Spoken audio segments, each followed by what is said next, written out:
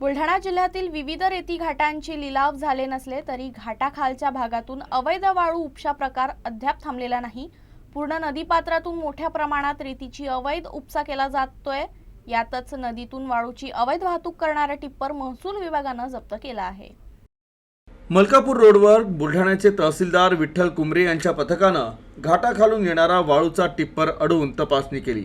तपासणी दरम्यान चालकाकडे वैध रॉयल्टीची चौकशी केली असता जुनी रॉयल्टी वापरून वाळूची वाहतूक केल्याचं आढळून आलं।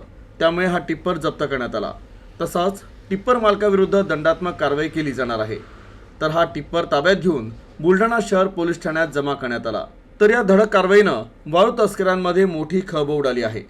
तर येणाऱ्या काळात महसूल प्रशासन अशाच प्रकारे कडक कारवाई करणार आहे असा इशाराही यावेळी देण्यात आला आहे।